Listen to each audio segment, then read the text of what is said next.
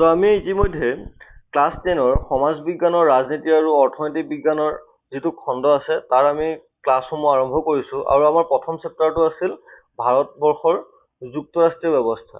তো ভাৰতবৰ্ষৰ যুক্তৰাষ্ট্ৰীয় ব্যৱস্থা সম্পৰ্কে আমি অধ্যয়ন কৰিবলৈ যাওঁতে ইতিমধ্যে আমি আলোচনা কৰিলো ভাৰতবৰ্ষৰ সংবিধানখন কেনেকৈ ৰচনা কৰা হৈছিল বা এই সংবিধানখন ৰচনা কৰাৰ ক্ষেত্ৰত পণ্ডিত জৱাহৰলাল নেহৰুৱে আগবঢ়োৱা উদ্দেশ্য সম্বলিত যি প্ৰস্তাৱ আছিল সেই উদ্দেশ্য সম্বলিত প্ৰস্তাৱৰ অন্তৰ্ভুক্ত বিষয়সমূহ কি আছিল আৰু সেইসমূহে ভাৰতবৰ্ষৰ সংবিধান ৰচনা কৰাৰ ক্ষেত্ৰত কেনেধৰণৰ প্ৰভাৱ বিস্তাৰ কৰিছে। তো আজি আমি পঢ়িম ভাৰতৰ ৰাজনৈতিক ব্যৱস্থাৰ যুক্তৰাষ্ট্ৰীয় বৈশিষ্ট্য। যে আমাৰ ভাৰতবৰ্ষখনক যিহেতু এখন যুক্তৰাষ্ট্ৰ বুলি কোৱা হয় তেনেহ'লে ভাৰতবৰ্ষৰ শাসন ব্যৱস্থা প্ৰশাসনিক ক্ষেত্ৰখনত আমি যুক্তৰাষ্ট্ৰীয় বৈশিষ্ট্য কোনবোৰ দেখিবলৈ পাওঁ। গতিকে এই যুক্তৰাষ্ট্ৰীয় বৈশিষ্ট্য সম্পৰ্কে জনাৰ আগতে আমি চাব লাগিব যে যুক্তৰাষ্ট্ৰ শব্দটোৱে কি বুজায়।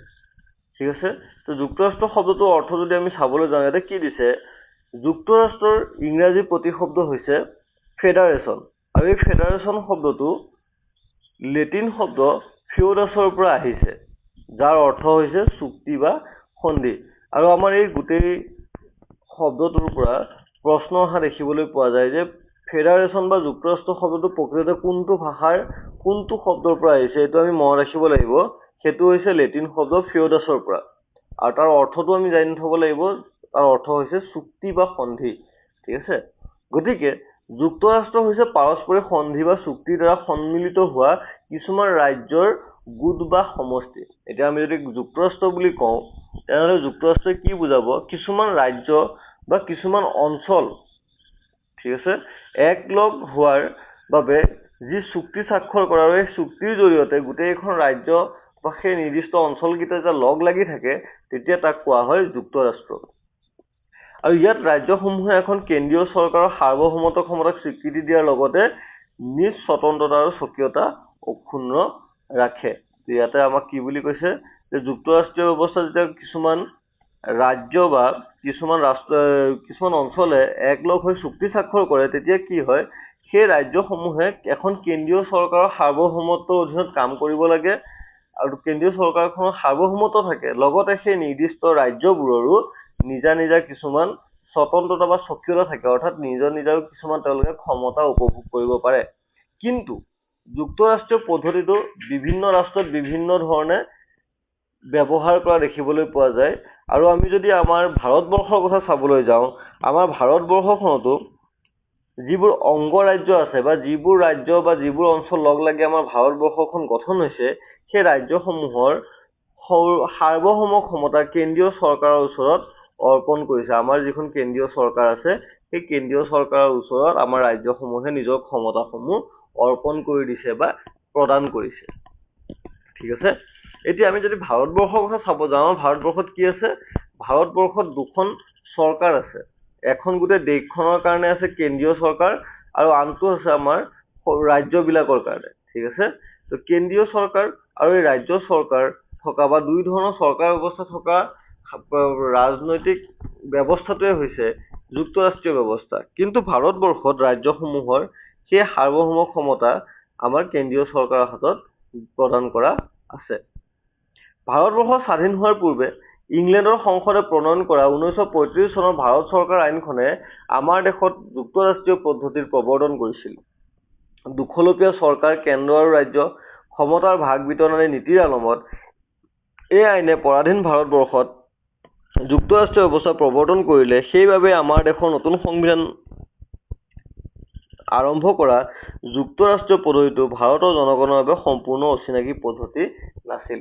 তো আমাৰ ভাৰতবৰ্ষৰ যি যুক্তৰাষ্ট্ৰীয় ব্যৱস্থা সেই যুক্তৰাষ্ট্ৰীয় ব্যৱস্থাটো নতুন নহয়। ব্ৰিটিছে যেতিয়া আমাৰ দেশখনক শাসন কৰি আছিল সেই সময়তে ব্ৰিটিছে 1935 চনৰ যি ভাৰত চৰকাৰ আইন আছিল সেই আইনৰ জৰিয়তে ভাৰতবৰ্ষত যুক্তৰাষ্ট্ৰীয় ব্যৱস্থা প্ৰৱৰ্তন কৰিছিল। ঠিক আছে, ইয়াত কি থাকে, দুখলপীয়া চৰকাৰ মানে দুই ধৰণৰ চৰকাৰ ব্যৱস্থা থাকে, ক্ষমতাসমূহ দুয়োখন চৰকাৰৰ মাজত ভাগ বিতৰণ কৰি দিয়া থাকে। গতিকে আমাৰ দেশখনে যেতিয়া স্বাধীনতা লাভ কৰিলে আৰু স্বাধীনতা লাভ কৰাৰ পিছত যেতিয়া আমাৰ দেশখন চলাবৰ কাৰণে বা পৰিচালনা কৰিবৰ কাৰণে সংবিধান ৰচনা কৰিলে সেই সংবিধানত যুক্তৰাষ্ট্ৰীয় ব্যৱস্থাটো সন্নিৱিষ্ট কৰা হৈছিল বা আমাৰ ভাৰতবৰ্ষ অন্তৰ্ভুক্ত কৰা হৈছিল। ঠিক আছে। আৰু যিহেতু আমাৰ ভাৰতবৰ্ষৰ জনসাধাৰণে ব্ৰিটিছৰ শাসন ব্যৱস্থা থকাৰ সময়তে যুক্তৰাষ্ট্ৰীয় ব্যৱস্থা সম্পৰ্কে কিছু পৰিমাণে জ্ঞান লাভ কৰিছে, সেইবাবে আমাৰ ভাৰতবৰ্ষৰ কাৰণে এই যুক্তৰাষ্ট্ৰীয় ব্যৱস্থাটো কোনো ধৰণৰ নতুন বিষয়বস্তু নাছিল বা অচিনাকি পদ্ধতি নাছিল। ভাৰতবৰ্ষৰ লোকসকলে সেই বিষয়ে ভালদৰে জ্ঞাত আছিল। পৃথিৱীত যুক্তৰাষ্ট্ৰীয় পদ্ধতিৰ প্ৰৱৰ্তন প্ৰথমতে হৈছিল আমেৰিকা যুক্তৰাষ্ট্ৰত। এইটো আমি মনত ৰাখিব লাগিব। ঠিক আছে। আমি যদি যুক্তৰাষ্ট্ৰীয় ব্যৱস্থাটোৰ কথা যদি ক'বলৈ যাওঁ, এই যুক্তৰাষ্ট্ৰীয় ব্যৱস্থাটো প্ৰথমতে ক'ত প্ৰৱৰ্তন কৰা হৈছিল? আমেৰিকা যুক্তৰাষ্ট্ৰত। যাৰ বাবে আমেৰিকা যুক্তৰাষ্ট্ৰখনক যুক্তৰাষ্ট্ৰৰ গৃহভূমি হোমলেণ্ড অফ ফেডাৰেশ্যন বুলি কোৱা হয়। ঠিক আছে। এইবোৰ সৰু সৰু পইণ্ট হয়, এইবিলাকৰ পৰা কিন্তু যথেষ্ট প্ৰশ্ন আহে। ঠিক আছে। আমাৰ সংবিধান প্ৰণেতাসকলে ভাৰতবৰ্ষত যুক্তৰাষ্ট্ৰীয় ব্যৱস্থা প্ৰৱৰ্তন কৰাৰ ক্ষেত্ৰত কানাডাৰ যুক্তৰাষ্ট্ৰীয় সংবিধানখন অনুসৰণ কৰিছে। কিন্তু এইটো কথা আমি চাব লাগিব, যদিও যুক্তৰাষ্ট্ৰীয় ব্যৱস্থা আমেৰিকা যুক্তৰাষ্ট্ৰত প্ৰথমতে সৃষ্টি হৈছিল বা আমেৰিকা যুক্তৰাষ্ট্ৰক যুক্তৰাষ্ট্ৰীয় ব্যৱস্থাৰ গৃহভূমি বুলি কয়, কিন্তু ভাৰতবৰ্ষৰ যিটো যুক্তৰাষ্ট্ৰীয় ব্যৱস্থা, সেই যুক্তৰাষ্ট্ৰীয় ব্যৱস্থাটো কিন্তু আমেৰিকাৰ যুক্তৰাষ্ট্ৰীয় ব্যৱস্থাৰ দৰে একেই নহয়। ভাৰতবৰ্ষৰ যুক্তৰাষ্ট্ৰীয় ব্যৱস্থাটো কানাডাৰ যুক্তৰাষ্ট্ৰীয় ব্যৱস্থাৰ পৰা অনুসৰণ কৰা হৈছে। তো এইখিনিতে প্ৰশ্ন আহে, কি কাৰণে আমেৰিকাৰ সংবিধানখন অনুসৰণ নকৰি ভাৰতবৰ্ষৰ সংবিধানৰ ৰচকসকলে কানাডাৰ সংবিধানখন অনুসৰণ কৰিছিল? আচলতে আমেৰিকাৰ যুক্তৰাষ্ট্ৰীয় পদ্ধতিটো আছিল প্ৰকৃত যুক্তৰাষ্ট্ৰীয় পদ্ধতি, য'ত অংগৰাজ্যবিলাকক অধিক স্বতন্ত্ৰতা দিয়াৰ লগতে সুকীয়া সংবিধান আৰু দ্বৈত নাগৰিকত্বৰ ব্যৱস্থা কৰা হৈছে। আমাৰ সংবিধান প্ৰণেতাসকলে এটা কথা বুজি পাইছিল যে নতুনকৈ জন্ম হোৱা ভাৰতবৰ্ষত যদি অংগৰাজ্যবিলাকক অধিক স্বতন্ত্ৰতা দিয়া হয় আৰু আমেৰিকাৰ দৰে সুকীয়া সংবিধান আৰু দ্বৈত নাগৰিকত্বৰ ব্যৱস্থা কৰা হয়, তেন্তে জাতীয় সংহতি আৰু অখণ্ডতা শক্তিশালী কৰা সম্ভৱ নহ'ব। সেইবাবে তেওঁলোকে আমেৰিকাৰ সংবিধানৰ পৰিৱৰ্তে কানাডাৰ সংবিধানত থকা ঢিলা যুক্তৰাষ্ট্ৰ লুজ ফেডাৰেশ্যন ব্যৱস্থা অনুকৰণত ভাৰতবৰ্ষত এক ব্যতিক্ৰমধৰ্মী যুক্তৰাষ্ট্ৰ প্ৰৱৰ্তন কৰিছিল। আচলতে আমেৰিকাৰ আৰ্হিত আমাৰ দেশৰ প্ৰকৃত যুক্তৰাষ্ট্ৰ প্ৰৱৰ্তন নকৰাৰ বাবে সংবিধানৰ কোনো ঠাইত যুক্তৰাষ্ট্ৰ শব্দটো উল্লেখ কৰা হোৱা নাই। তাৰ পৰিৱৰ্তে সংবিধানৰ ১ নং অনুচ্ছেদত ভাৰতবৰ্ষ এখন ৰাজ্যসমূহৰ সংঘ বুলি ঘোষণা কৰা হৈছে। এইখিনিতে আমাক কি বুলি ক'লে? তো আমি প্ৰথমতে গম পালো যে আমেৰিকা যুক্তৰাষ্ট্ৰ হৈছে যুক্তৰাষ্ট্ৰীয় ব্যৱস্থাৰ সৃষ্টিকৰ্তা ৰাষ্ট্ৰ, বা তাক আমি যুক্তৰাষ্ট্ৰৰ গৃহভূমি বুলি কওঁ। কিন্তু ভাৰতবৰ্ষৰ যি যুক্তৰাষ্ট্ৰীয় ব্যৱস্থা, সেয়া আমেৰিকা যুক্তৰাষ্ট্ৰৰ দৰে একে নহয়। আমি অনুসৰণ কৰিছো কানাডাৰ যুক্তৰাষ্ট্ৰীয় ব্যৱস্থা। এতিয়া কিয়? এতিয়া আমেৰিকা যুক্তৰাষ্ট্ৰৰ যিটো যুক্তৰাষ্ট্ৰীয় ব্যৱস্থা, আমেৰিকাৰ যুক্তৰাষ্ট্ৰীয় ব্যৱস্থাৰ এটা কথা আছে যে যিবোৰ অঞ্চল সেই যুক্তৰাষ্ট্ৰীয় ব্যৱস্থাৰ লগত জড়িত আমেৰিকাত, সেই যুক্তৰাষ্ট্ৰৰ লগত জড়িত ৰাজ্যবিলাকক বা অঞ্চলবিলাকক কিছুমান বিশেষ ক্ষমতা প্ৰদান কৰা হৈছে। তেওঁলোকৰ সুকীয়া সংবিধান থাকে। গোটেই দেশখনৰ সংবিধান থকাৰ উপৰিও এই যুক্তৰাষ্ট্ৰৰ লগত অন্তৰ্ভুক্ত হোৱা ৰাজ্যবিলাকৰো নিজা কিছুমান সংবিধান থাকে। আৰু লগতে তেওঁলোকৰ দ্বৈত নাগৰিকত্ব পায়। দ্বৈত নাগৰিকত্ব মানে দুই ধৰণৰ নাগৰিকত্ব। মানে তেওঁলোক গোটেই দেশখনৰ নাগৰিক হ'ব, লগতে তাত বসবাস কৰা মানুহখিনি যিখন নিৰ্দিষ্ট ৰাজ্যৰ বাসিন্দা, সেই নিৰ্দিষ্ট ৰাজ্যখনৰো তেওঁলোকে নাগৰিকত্ব পায়। কিন্তু আমাৰ ভাৰতবৰ্ষত এই ব্যৱস্থাটো আনিব বিচৰা নাছিল বা অনা হোৱা নাই। কাৰণটো হৈছে ভাৰতবৰ্ষখন ব্ৰিটিছ অহাৰ আগতে সৰু সৰু ৰাজ্যত বিভক্ত আছিল। বহুতো বেলেগ বেলেগ শাসকে আমাৰ ভাৰতবৰ্ষখন শাসন কৰিছিল। তাৰপিছত ব্ৰিটিছে যেতিয়া আমাৰ দেশখন শাসন কৰিবলৈ আৰম্ভ কৰিলে, লাহে লাহে গোটেই অঞ্চলবিলাক ব্ৰিটিছে নিজৰ অধীনলৈ লৈ গ'ল। তাৰপিছত যেতিয়া ভাৰতবৰ্ষখনক ব্ৰিটিছে স্বাধীনতা প্ৰদান কৰিলে, সেই সময়ত যদি আমাৰ ভাৰতবৰ্ষখনত আমেৰিকা যুক্তৰাষ্ট্ৰৰ দৰে যুক্তৰাষ্ট্ৰীয় ব্যৱস্থা যদি গ্ৰহণ কৰা হয়, তেনেহ'লে কি হ'ব? ভাৰতবৰ্ষৰ অঞ্চলবিলাকক একত্ৰিত কৰিব পৰা নাযাব। ৰাজ্যবিলাকৰ হাতত ক্ষমতা নাথাকিব, আৰু অধিক ক্ষমতা থকাৰ ফলত সেই ৰাজ্যবিলাকে কেতিয়াবা কি কৰিব পাৰে? আমাৰ দেশৰ পৰা ওলাই যাব বিচাৰিব পাৰে। আৰু ওলাই গ'লে আমাৰ দেশখনৰ যি অখণ্ডতা, সেইটো ভংগ হ'ব। আৰু আমাৰ দেশখনত বিভিন্ন অঞ্চলৰ মানুহখিনিৰ মাজত থকা যিটো ঐক্য, সেই ঐক্যটো বিনষ্ট হ'ব বা ক্ষতিসাধন হ'ব পাৰে বুলি আমাৰ সংবিধান ৰচকসকলে ভাবিছিল। যাৰ ফলস্বৰূপে আমাৰ দেশখনত আমেৰিকা যুক্তৰাষ্ট্ৰৰ দৰে যুক্তৰাষ্ট্ৰীয় ব্যৱস্থা গ্ৰহণ নকৰি কানাডাৰ দৰে যুক্তৰাষ্ট্ৰীয় ব্যৱস্থাটো গ্ৰহণ কৰিছিল, যাক আমি ঢিলা যুক্তৰাষ্ট্ৰ বা লুজ ফেডাৰেশ্যন বুলি ক'ব পাৰোঁ। আৰু যাৰ বাবে আমাৰ ভাৰতবৰ্ষৰ সংবিধানৰ কোনো অংশতে যুক্তৰাষ্ট্ৰ শব্দটো ব্যৱহাৰ কৰা হোৱাই নাই। তাত আমাৰ যুক্তৰাষ্ট্ৰৰ পৰিৱৰ্তে কি ব্যৱহাৰ কৰিছে? ৰাজ্যসমূহৰ সংঘ। এইটো আমি মনত ৰাখিব লাগিব। আৰু সেই বিষয়ে আমাৰ ক'ত আছে? সংবিধানৰ 1 নং অনুচ্ছেদত। ঠিক আছে, তো এইটো কুৱেশ্যন সুধিব পাৰে যে ৰাজ্যসমূহৰ সংঘ শব্দটো কিয় ব্যৱহাৰ কৰিছে, লগতে ৰাজ্যসমূহৰ সংঘ বুলি আমাৰ সংবিধানৰ কিমান নম্বৰ অনুচ্ছেদত উল্লেখ কৰা আছে। এই কথাটো ভালদৰে মনত ৰখাটো দৰকাৰী, কাৰণ এক্সামত ইয়াৰ ওপৰত প্ৰশ্ন হ'ব পাৰে। তাৰপিছত ভাৰতবৰ্ষৰ যুক্তৰাষ্ট্ৰৰ প্ৰকৃত চৰিত্ৰ অথবা বৈশিষ্ট্য বিশ্লেষণ কৰিলে দেখিবলৈ পোৱা যায় যে এখন যুক্তৰাষ্ট্ৰত থাকিব লগা কেইবাটাও বৈশিষ্ট্য থকা স্বত্তেও আমাৰ ব্যৱস্থাটো প্ৰকৃত যুক্তৰাষ্ট্ৰীয় ব্যৱস্থা নহয়। ইয়াত এককেন্দ্ৰিক চৰকাৰৰ বহুতো বৈশিষ্ট্য একাত্মক হৈ আছে। সেইবাবে সংবিধান প্ৰণেতাৰ পণ্ডিতসকলে আমাৰ ব্যৱস্থাটোক অৰ্ধ যুক্তৰাষ্ট্ৰীয়, ব্যতিক্ৰমধৰ্মী যুক্তৰাষ্ট্ৰ, কেন্দ্ৰীভূত যুক্তৰাষ্ট্ৰ, গঠনত যুক্তৰাষ্ট্ৰ কিন্তু আদৰ্শত এককেন্দ্ৰিক বুলি অভিহিত কৰিছে। আমেৰিকা যুক্তৰাষ্ট্ৰৰ দৰে আমাৰ যুক্তৰাষ্ট্ৰত অংগৰাজ্যসমূহৰ বিলগ্ন হোৱা অথবা আঁতৰি যোৱাৰ অধিকাৰ নাই। অন্য যুক্তৰাষ্ট্ৰত থকাৰ দৰে আমাৰ অংগৰাজ্যসমূহৰ সুকীয়া সংবিধানৰ ব্যৱস্থাও নাই। সমগ্ৰ ভাৰতবৰ্ষত যুক্তৰাষ্ট্ৰৰ বাবে এখন সংবিধান আৰু সেইখন হৈছে ভাৰতীয় সংবিধান। ঠিক আছে, তো মই অলপ আগতে ক'লো যে আমাৰ ভাৰতবৰ্ষখনত যুক্তৰাষ্ট্ৰীয় ব্যৱস্থা গ্ৰহণ কৰিছে, কিন্তু সেই যুক্তৰাষ্ট্ৰীয় ব্যৱস্থা সম্পূৰ্ণ নহয়, যাৰ বাবে আমাৰ ভাৰতবৰ্ষৰ সংবিধান ৰচকসকলে ভাৰতবৰ্ষৰ যুক্তৰাষ্ট্ৰীয় ব্যৱস্থাটোক বিভিন্ন নামেৰে নামাকৰণ কৰিছে। যেনে অৰ্ধ যুক্তৰাষ্ট্ৰীয়, আমি সম্পূৰ্ণ যুক্তৰাষ্ট্ৰীয় ব্যৱস্থা দেখা নাপাওঁ। ব্যতিক্ৰমধৰ্মী যুক্তৰাষ্ট্ৰ বা কেন্দ্ৰীভূত যুক্তৰাষ্ট্ৰ, অৰ্থাৎ আমাৰ যি দুইখন চৰকাৰ আছে, কেন্দ্ৰীয় চৰকাৰ আৰু ৰাজ্য চৰকাৰ, এই দুয়োখনৰ মাজত কেন্দ্ৰীয় চৰকাৰ হৈছে আটাইতকৈ বেছি শক্তিশালী। বেছিভাগ ক্ষমতা কেন্দ্ৰীয় চৰকাৰৰ হাতত ৰাখিছে। আৰু এটা ব্যৱস্থা কৰিছে যে আমাৰ দেশত আমেৰিকা যুক্তৰাষ্ট্ৰৰ দৰে অন্তৰ্ভুক্ত হৈ থকা ৰাজ্যবিলাকে ইচ্ছা কৰিলে আমাৰ দেশৰ পৰা বিলগ্ন অৰ্থাৎ আঁতৰি যাব নোৱাৰে। ঠিক আছে, আমেৰিকাত যিবোৰ ৰাষ্ট্ৰ বা যিবোৰ ৰাজ্য লগ লাগি পেলাই আমেৰিকা যুক্তৰাষ্ট্ৰখন গঠন হৈছে, সেই ৰাজ্যবিলাকৰ এটা অধিকাৰ আছে, তেওঁলোকে ইচ্ছা কৰিলে আমেৰিকা যুক্তৰাষ্ট্ৰৰ পৰা আঁতৰি যাব পাৰে। কিন্তু ভাৰতবৰ্ষত কোনোবা নিৰ্দিষ্ট অঞ্চল বা কোনো এখন ৰাজ্য ভাৰতবৰ্ষৰ লগত লগ লাগিব পাৰিব ঠিকেই, কিন্তু ভাৰতবৰ্ষৰ পৰা ওলাই যাব নোৱাৰিব। ঠিক আছে, আৰু আমাৰ দেশখনৰ কাৰণে কোনো ধৰণৰ সুকীয়া সংবিধানৰ ব্যৱস্থা কৰা হোৱা নাই। আমাৰ দেশত সম্পূৰ্ণ দেশখনৰ কাৰণে এখনেই সংবিধান আছে, আৰু সেইখন হৈছে আমাৰ ভাৰতীয় সংবিধান। অন্য যুক্তৰাষ্ট্ৰৰ বিপৰীতে ভাৰতবৰ্ষৰ কেন্দ্ৰীয় চৰকাৰ অধিক শক্তিশালী। যদিও সংবিধানে 3খন সূচীৰ জৰিয়তে কেন্দ্ৰ আৰু ৰাজ্যৰ মাজত ক্ষমতাৰ ভাগ বিতৰণ কৰিছে, তথাপি সকলো গুৰুত্বপূৰ্ণ ক্ষমতা কেন্দ্ৰৰ ওচৰত কেন্দ্ৰীভূত হৈ আছে। অংগৰাজ্যবিলাকত থকা ৰাজ্যপালৰ নিযুক্তি প্ৰক্ৰিয়াই ভাৰতবৰ্ষৰ যুক্তৰাষ্ট্ৰীয় চৰিত্ৰ প্ৰদান কৰা নাই। ৰাজ্যপালে ৰাজ্যখনৰ কেন্দ্ৰীয় চৰকাৰৰ প্ৰতিনিধি হিচাপে কাম কৰে। আমেৰিকাত থকাৰ দৰে ভাৰতবৰ্ষত দ্বৈত নাগৰিকত্বৰ ব্যৱস্থা নাই। এজন নাগৰিক একমাত্ৰ ভাৰতীয় নাগৰিক, তেওঁ কোনো অংগৰাজ্যৰ নাগৰিক হ'ব নোৱাৰে। এনে বহুতো কাৰণত আমাৰ ভাৰতবৰ্ষৰ যুক্তৰাষ্ট্ৰ ব্যতিক্ৰমধৰ্মী।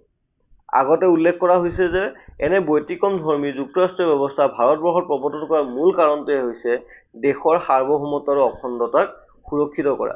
অৱশ্যে ভাৰতবৰ্ষৰ যুক্তৰাষ্ট্ৰীয় ব্যৱস্থাটো সংশোধন আনি অংগৰাজ্যসমূহৰ স্বতন্ত্ৰতা প্ৰদানৰ দাবী সময়ে সময়ে উত্থাপিত হৈ আছে, আৰু এনে দাবীৰ বাবে 1983 চনত চাৰকাৰীয়া আয়োগ গঠন কৰা হৈছিল। ভাৰতবৰ্ষত সঘনাই হ'বলৈ ধৰা কেন্দ্ৰ আৰু ৰাজ্যৰ সংঘাত নিৰাময়ৰ বাবে কেন্দ্ৰীভূত যুক্তৰাষ্ট্ৰত কিছু পৰিৱৰ্তন অনাটো সময়ৰ আহ্বান হিচাপে বৰ্তমান পৰিগণিত হৈছে। তো এইখিনিতে আমাক কি কৈছে যে ভাৰতবৰ্ষত কেন্দ্ৰীয় চৰকাৰ আৰু ৰাজ্য চৰকাৰক সমানে ক্ষমতা দিয়া হোৱা নাই। আমাক ভাৰতবৰ্ষৰ যিখন কেন্দ্ৰীয়, গোটেই দেশখনৰ বাবে যিখন আমাৰ চৰকাৰ থাকে, তাক কোৱা হয় কেন্দ্ৰীয় চৰকাৰ, সেইখনক অধিক শক্তিশালী কৰা হৈছে।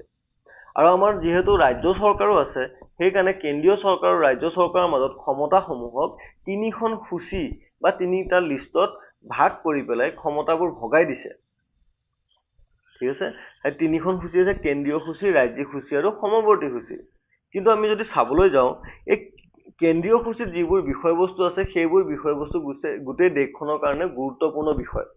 আৰু এই গুৰুত্বপূৰ্ণ যিবোৰ বিষয় আছে বা আটাইতকৈ প্ৰয়োজনীয় যিবোৰ বিষয় আছে, তাত কেৱল আইন ৰচনা কৰাৰ ক্ষমতা কেন্দ্ৰীয় চৰকাৰৰ হাতত দিয়া আছে। আৰু ৰাজ্য চৰকাৰৰ যিখন সূচী আছে, ৰাজ্যিক সূচী, সেই ৰাজ্যিক সূচী অন্তৰ্ভুক্ত বিষয়ৰ ওপৰত যদিও আমাৰ ৰাজ্য চৰকাৰসমূহে আইন প্ৰণয়ন কৰিব পাৰে, তথাপি কিন্তু এই ৰাজ্যিক সূচীখনৰ অন্তৰ্ভুক্ত বিষয়সমূহত দেশত যদি জৰুৰীকালীন অৱস্থা ঘোষণা কৰা হয়, তেতিয়া কেন্দ্ৰীয় চৰকাৰে আইন প্ৰণয়ন কৰাৰ ক্ষমতা লাভ কৰে। ঠিক একেদৰে সমৱৰ্তী সূচী যিখন আছে, সেই সমৱৰ্তী সূচীৰ ভিতৰত অন্তৰ্ভুক্ত যিবোৰ বিষয়বস্তু সেই বিষয়বস্তুৰ ওপৰত কেন্দ্ৰীয় চৰকাৰ আৰু ৰাজ্যিক চৰকাৰ দুইখনে আইন প্ৰণয়ন কৰাৰ ক্ষমতা আছে।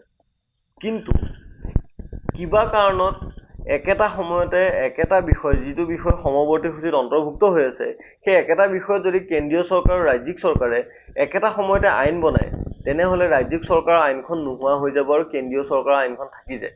অৰ্থাৎ আমি যদি চাবলৈ যাওঁ সকলো পিনৰ পৰা আমাৰ কেন্দ্ৰীয় চৰকাৰখনক ক্ষমতাশালী কৰা হৈছে। ঠিক আছে। লগতে অলপ আগতে ক'লো দ্বৈত নাগৰিকত্বৰ ব্যৱস্থা নাই। ভাৰতবৰ্ষত এটাই নাগৰিকত্ব আছে গোটেই দেশখনৰ বাবে, সেইটো হৈছে ভাৰতীয় নাগৰিকত্ব।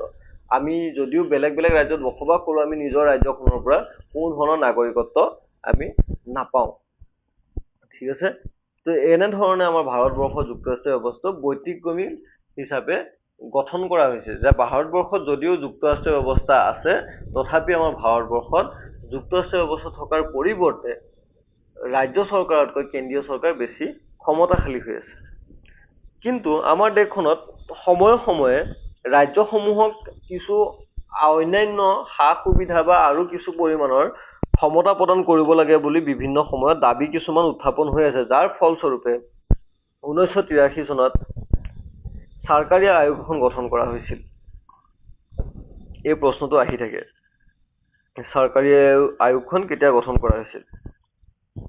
আৰু ভাৰতবৰ্ষত সঘনাই কেন্দ্ৰ আৰু ৰাজ্য চৰকাৰৰ ক্ষমতাকেন্দ্ৰিক বিষয়সমূহক লৈ পেলাই যিবোৰ সংঘাত হৈছিল তাক নিৰাময় কৰাটো সময়ৰ এটা আহ্বান হিচাপে পৰিগণিত হৈছে। ভাৰতবৰ্ষৰ দৰে যুক্তৰাষ্ট্ৰক বৰ্তমান সময়ত এক নতুন নামেৰে ৰাজনীতি বিজ্ঞানৰ পণ্ডিতসকলে নামাকৰণ কৰিব বিচাৰিছে। তেওঁলোকৰ মতে ভাৰতৰ যুক্তৰাষ্ট্ৰীয় ব্যৱস্থা কেন্দ্ৰ ৰাজ্যৰ সহযোগিতাৰ ওপৰত মূলত নিৰ্ভৰশীল। সেইবাবে এনে যুক্তৰাষ্ট্ৰ হৈছে সহযোগিতামূলক যুক্তৰাষ্ট্ৰ। আমাৰ ভাৰতবৰ্ষত যি যুক্তৰাষ্ট্ৰীয় ব্যৱস্থা পৰিচালিত হৈ আছে তাক নামাকৰণ কৰিছে সহযোগিতামূলক যুক্তৰাষ্ট্ৰ। কাৰণ আমাৰ দেশখনত কেন্দ্ৰীয় চৰকাৰ আৰু ৰাজ্যিক চৰকাৰৰ মাজত ক্ষমতাৰ ক্ষেত্ৰত যদি আমি চাব যাওঁ কেন্দ্ৰীয় চৰকাৰখন বেছি শক্তিশালী আৰু ৰাজ্য চৰকাৰসমূহে এই ক্ষেত্ৰত দেশখন ভালদৰে পৰিচালনা কৰাৰ বাবে কেন্দ্ৰীয় চৰকাৰক সহযোগিতা কৰিব লাগে, সহায় সুবিধা আগবঢ়াব লাগে। সেইবাবে আমাৰ ৰাজনৈতিক বিজ্ঞানীসকলে ভাৰতবৰ্ষৰ যুক্তৰাষ্ট্ৰীয় ব্যৱস্থাটোক সহযোগিতামূলক যুক্তৰাষ্ট্ৰীয় ব্যৱস্থা হিচাপে নামাকৰণ কৰিছে। তাৰপিছত ভাৰতবৰ্ষৰ সংসদীয় গণতান্ত্ৰিক ব্যৱস্থাৰ বিষয়ে কি দিছে চাওঁ যে ভাৰতবৰ্ষৰ সংসদীয় গণতন্ত্ৰৰ বিষয়ে আলোচনা কৰাৰ আগতে আমি জনাৰ প্ৰয়োজন যে সংসদীয় গণতন্ত্ৰ হয় কি? সংসদীয় গণতন্ত্ৰ হ'ল এবিধ শাসন ব্যৱস্থা য'ত জনপ্ৰতিনিধিৰ দ্বাৰা গঠিত এটা সন্থাৰ ওচৰত শাসনৰ সৰ্বোচ্চ ক্ষমতা অৰ্পণ কৰা হয়। জনপ্ৰতিনিধিৰে গঠিত এনে সন্থাক আমেৰিকা যুক্তৰাষ্ট্ৰত কংগ্ৰেছ, ভাৰত, ইংলেণ্ড আদি দেশত সংসদ বুলি কোৱা হয়।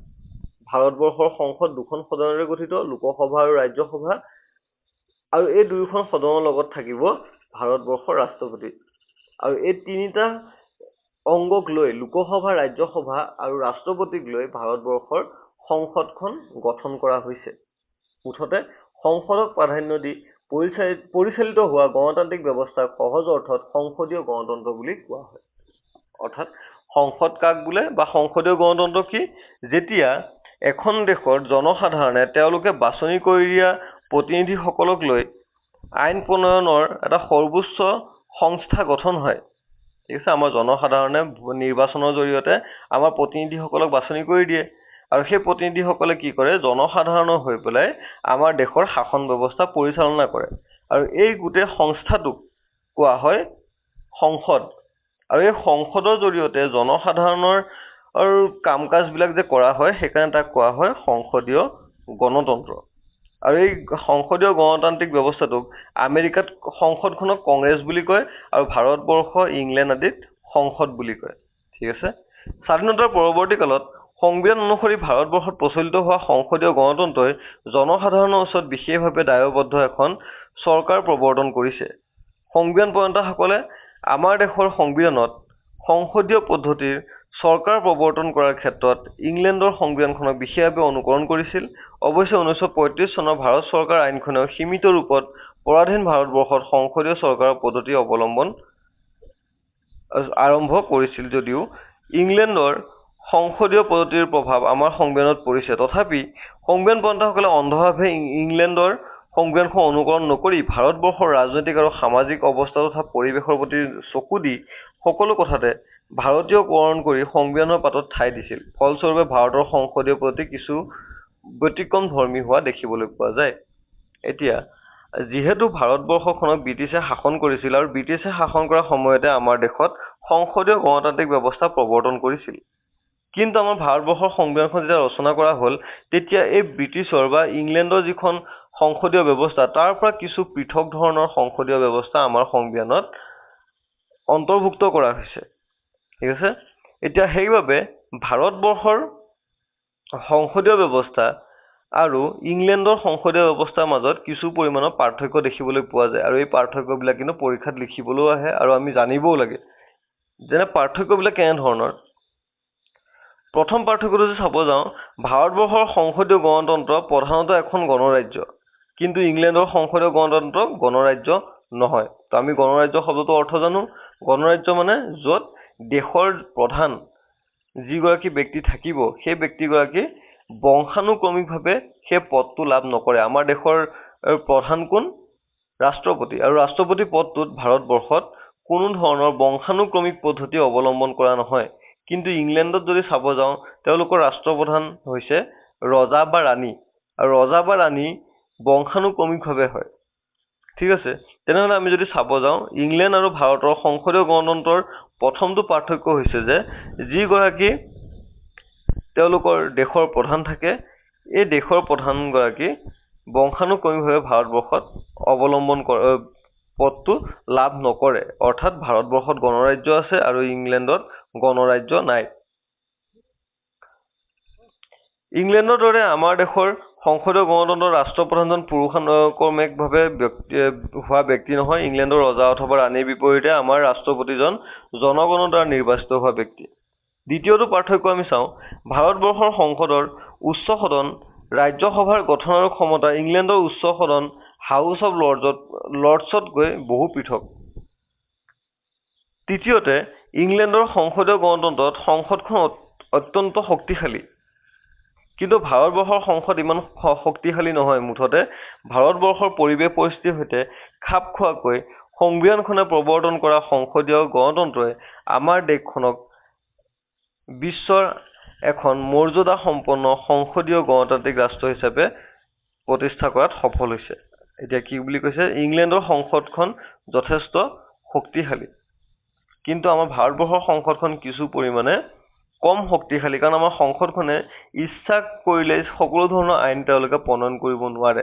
কাৰণ আমাৰ ইয়াতে চৰকাৰ 3টা অংগ আছে, বিধানমণ্ডল, কাৰ্যপালিকা আৰু ন্যায়পালিকা, আৰু আমাৰ দেশত এই 3টা অংগৰ মাজত ক্ষমতাবোৰ সমানে ভাগ কৰি দিয়া আছে।